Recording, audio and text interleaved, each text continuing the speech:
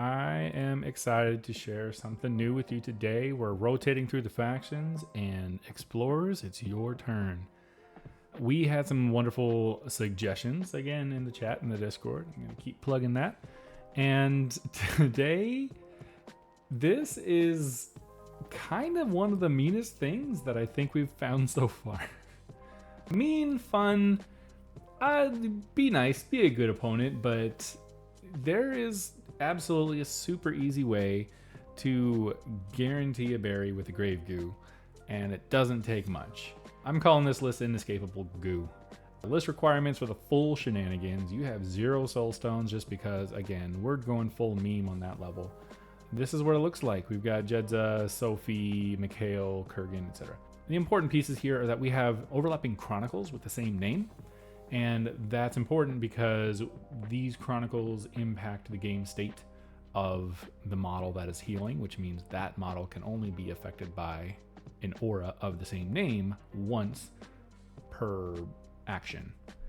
This is the base requirements. You can give yourself 14 stones to play with, however you see fit. This is going to be in Jedza 2, and your requirements. Yaksha is the new model, and they really help out. They're cheap, they're great, they do ping heals, they do all sorts of cool stuff. Talking about the cards, see if I can zoom in a little bit for you, make it easier. And if you are not familiar with Seeker, who is Jedza's keyword, her whole thing is all about healing and staying alive and everlasting life. And she has Chronicle as the keyword ability, essentially. So her Chronicle is called Ancient Bones, and it says after another model within 6-inch aura heals, she may have the healed model either gain shielded +1 or gain staggered. So that's, friendly or enemy. Give staggered to enemies that heal near you, or give shielded +1 to friendlies. I'm going to do 2 things for you. I'm going to show you just the base requirements to get the maximum efficiency out, make this a super big threat very quickly, and then I'm going to show you what the potential is for just how much shielded you can get on the Grave Goo. We'll talk about the Grave Goo in a minute. Noticeably, she has Death Touch, which is a very lethal melee, and it's irreducible damage.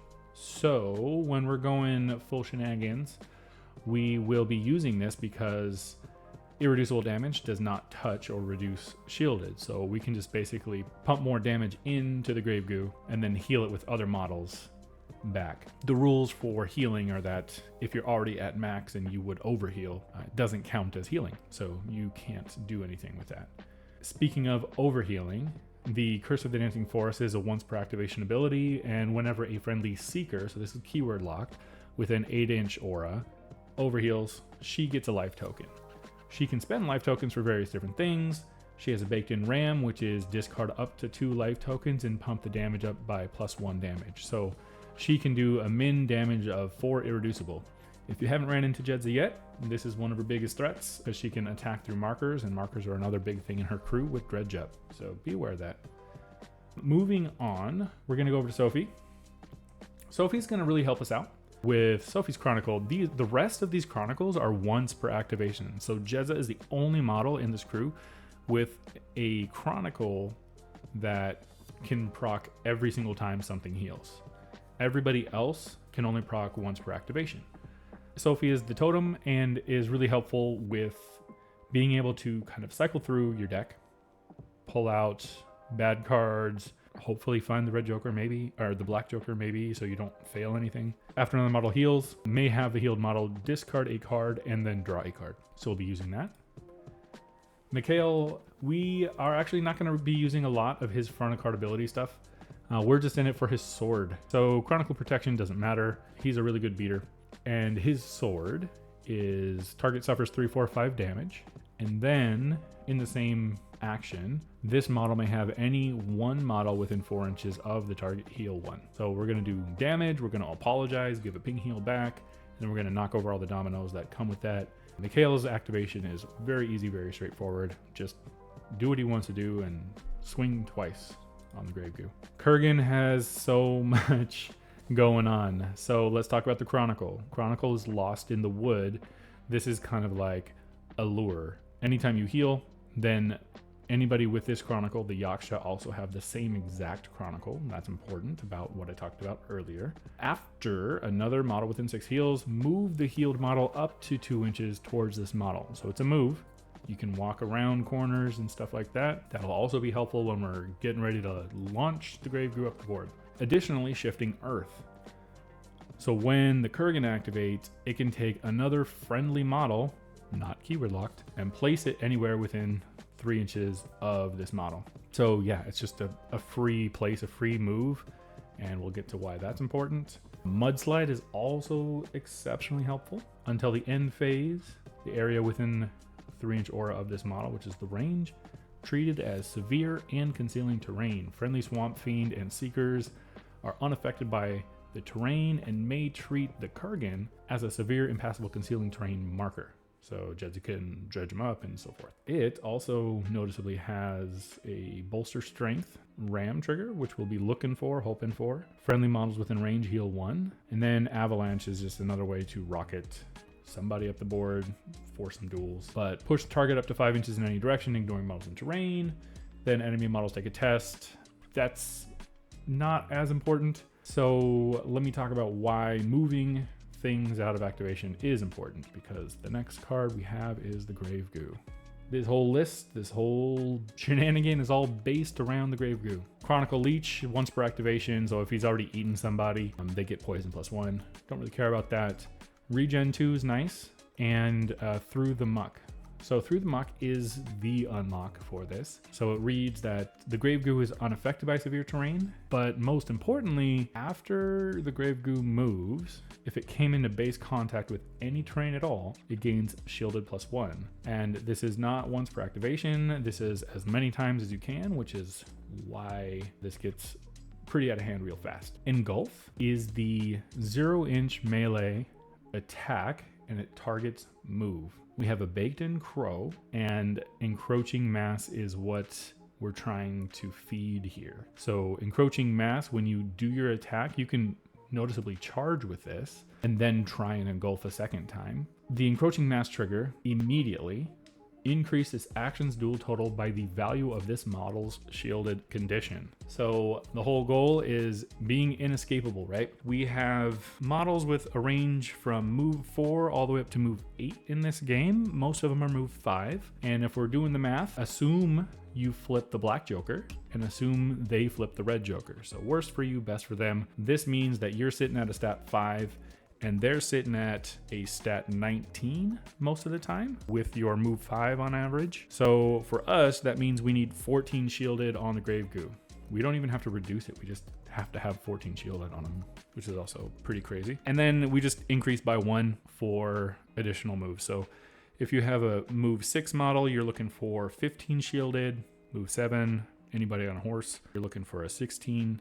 And there are a couple in here with move 8. I know the Lucky Emissary has, I think, move 8. And Zip, I think, has move 8. But you'll need a 17 to bury either of those friendly folks. From here, we'll go on and we're just looking at a couple of things here. So I told you about the Yaksha. We have the exact same chronicle as the Kurgan. And then Earth's Remedy is a 6-inch free heal, which is cool. Target must be in base contact with severe terrain, so that'll come in handy when the Kurgan throws up its aura, because it will be severe terrain. Lamplighters are probably the most valuable here. Their chronicle is push the model 1 inch in any direction whenever that model heals, again once per activation. And what we're going for with these guys is the Unnatural Glow. So Unnatural Glow is a willpower attack, so be careful about concealment, and it both pushes the model and heals the model, which is everything we want to do with a Grave Goo. We want to move it as much as we possibly can so it can touch terrain, and then we want to heal it to proc all the chronicles that move it, that give it more shielded for touching terrain. And then with Light the Way, we're going to try and light a lamp marker first, just because we have a ton of TNs. I think that's one of the big deals with this keyword in particular, and maybe even Explorer Society. I don't play Explorers, so love to hear your input if that's kind of what you feel you're seeing a lot of TNs on your cards. These are all the cards. I know that was a lot, and we're going to just kind of go through it. Here's what I've got. I have lamps all over the board because, let me bring this back really fast. Lamplighters have ancient lamps, And for each one that you hire, and you can hire up to 3, you create 2 dim height 4 concealing lamp markers anywhere at least 4 inches from another marker. So these are not impassable markers. So if you're playing in person, just remember that you're supposed to be able to walk over these. You get 2 per, and I have set up the board as if I hired 3 Lamplighters. I have 3 Lamplighters in front of us here as well. You can put them anywhere you want. They just cannot be 4 inches near any other marker. I'm simulating turn 2, assuming we had a lamp back here and it helped us with our unpack and we lit it. We have another lamp underneath the Grave Goo. That is also kind of a cheeky unlock, because bringing up the Grave Goo one more time back with Through the Muck, if it came into base contact with any terrain, these lamp markers count as terrain because they have terrain traits. So you can actually do this from your deployment zone if you really wanted to. Okay, so we are looking at turn 2. Assume this is top of turn 2. We'll do a clear moved. Always shuffle, shuffle, shuffle. Draw our hand. Burn a card for initiative. All right, so here we are. We're gonna start off with Mikhail. We're just gonna swing twice. So here we go. Attack the Grave Goo. Sure, great. Do 4 cards, pick the worst, because the Grave Goo is hard to wound, and that's actually pretty good for us. We'll take 3 damage on the Grave Goo. Ouch. And then Mikhail is going to heal the target, or heal anybody within 4 inches of the target 1. We're going to heal the Grave Goo 1. So we apologize. And now all the chronicles go off from the ping heal. So we'll start with Jedza because it's her crew. And I'm going to track these with markers because it gets out of hand real fast. So 1 shielded for Jedza seeing this heal. We have the Kurgan. We'll go ahead and have it move the Grave Goo towards it. The Grave Goo ends in contact with this dim lamp, so that counts as terrain. And then we have the Lamplighter up here. We'll also go ahead and just push the Grave Goo just a smidge. It doesn't really matter. We get a 3rd shielded there. The Lamplighter up here's Chronicle has procced. These are all separate Chronicles. We've got a 1 in our hand and Sophie nearby. So let's use Sophie's Chronicle. Discard a card and draw a card. See if we get anything. Oh, yes. There we go. Now we know that all of our TNs are cheatable, which is wonderful. Now we'll swing again. So Mikhail hits. Do that. 4 cards, pick the worst. Moderate, don't like that, so I cannot cheat it because it's a negative. So the Grave Goo is going to have to take 4 damage. So we ping 1 damage off for shielded. It will be fine, actually. 1 damage off for shielded, take 3. 1, 2, 3. Mikhail's sword is magic and heals. So I'm going to heal the Grave Goo. Remember, Jedza's Chronicle is the only one in the keyword that is not once per activation, so we're going to go ahead and heal that. Or trigger her Chronicle by giving her another marker. Give the Grave Goo a shielded back. And then we've got this Yaksha back here. And this Yaksha is going to do the Lost in the Wood Chronicle, where we pull up to 2 inches towards the Yaksha. Of course, this is within 6 inches, and we have plenty of space there. We pulled the Grave Goo. The Grave Goo gets another shielded from that. The Yaksha is doing her thing. And then just to kind of show how ridiculous the reach is on these things is that I wanted to be spicy and show everybody how far that is. And then I messed it up, but 6 inches is a decent number. So we can go ahead and make sure that we're always within 6 inches over here. Because this Lamplighter's Chronicle will push the Grave Goo 1 inch or up to 1 inch, which is more important. Grave Goo moves again. We get another shielded. We're at shielded 5. Mikhail has swung 2 times and is done. We do want the damage on the Grave Goo, like I said, in order to heal. Through the magic of editing, all of those auras go away, and we will do our next activation. So the next activation we're going to do is going to be the Lamplighter. We're going to need TNs again, so we're going to go through it as we would. We're going to try and light the way on the lamp, on the dim lamp that is currently sitting underneath the Grave Goo. We need a 5 for this to go off. We get a 10, so now we can get a positive twist on one of our duels. And so we will do that. We're going to use this first, and we're going to be looking for a 5 because we have a TN. We're going to attack the Grave Goo. But we're not suffering concealment because Ancient Lamps, the last sentence on there says, Seeker models are unaffected by friendly lamp markers, concealing trait. So we're good. Let's do it. We're looking for a 5. Let's do it. Flip out a positive. We get it. We get it 2 times. And we're going to do the same wiggle dance that we did before. So first, Unnatural Glow allows us to push the target up to 3 inches in any direction. Now push the Grave Goo 1 pixel to the left. Through the Muck procs, we get shielded there for ending within terrain.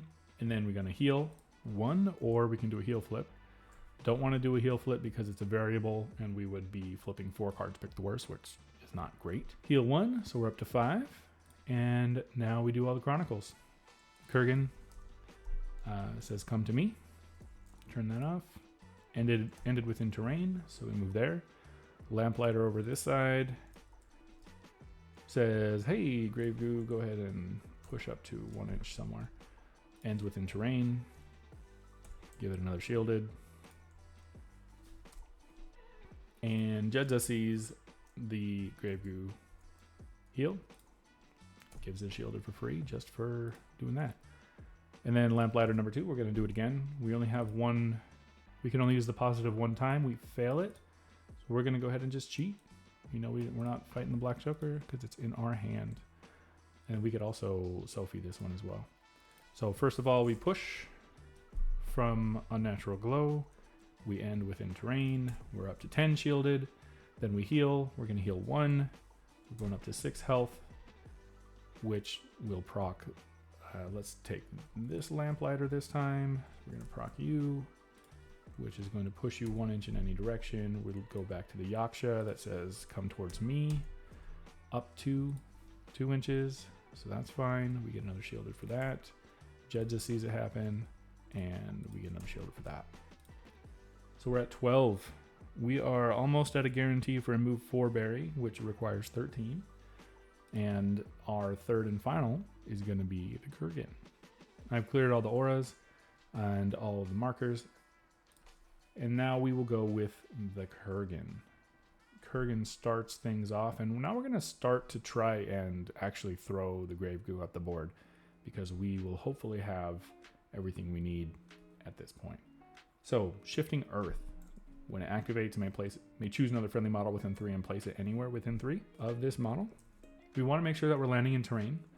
So unfortunately, our only option right now is just right over here. So we'll use the natural terrain. We can also get a positive once for the lit lantern, which is also nice for our next Shenanigans.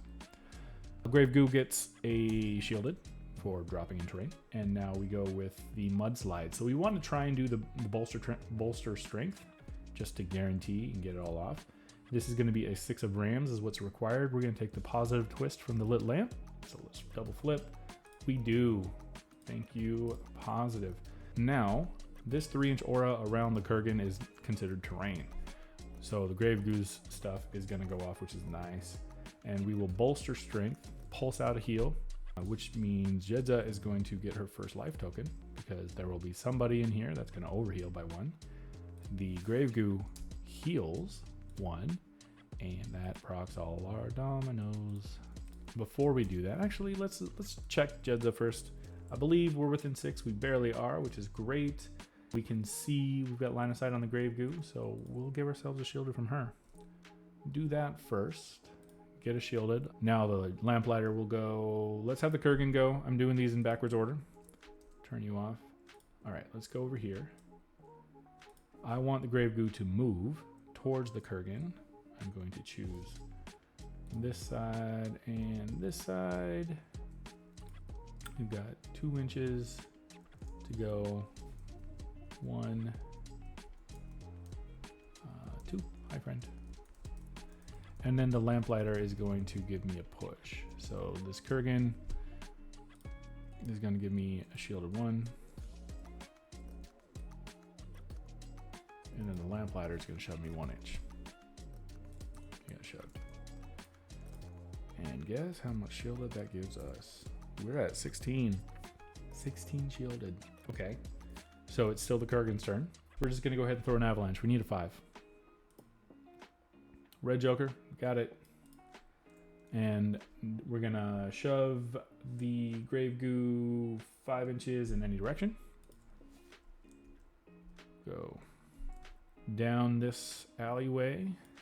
1, 2, 3, 4, 5. We end in base with, or we touched severe terrain. So we get our shielded. We're at 17 shielded. That is the magic number to guarantee a move 8 berry. Our move 8 dual berry. And within 6 inches of the Kurgan, we could do it again. So why not? Let's do it again. You get it. And now we can shove it again. 1, 2, 3, 4, 5. We're all the way in the back line. And we're done. That is the efficient way to do it. The Grave Goo hasn't even gone yet. Obviously, you're probably not going to dive the Grave Goo this far. And your opponent will be in your face, most likely. All right, from here. So we're just going to go back here. Yeah. That's what I really wanted to show you. This is so crazy because it only took Mikhail, the Lamplighter, and the Kurgan.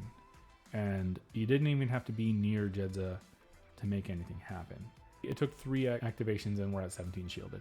And then Engulf on the Grave Goo again.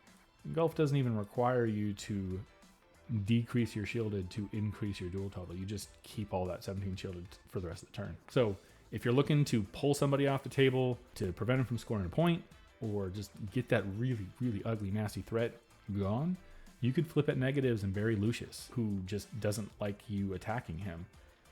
This will eat masters. It'll eat anything on the board.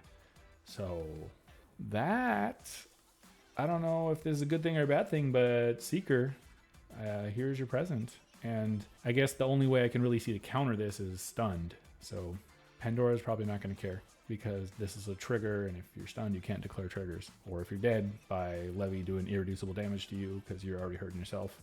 There's also that. Either way, that is the first part of all this. I know I've gone pretty long. I hope it all makes sense. I know I'm talking fast, but I can't see this and not think, well, what is the maximum number of shielded? So let's get into that next.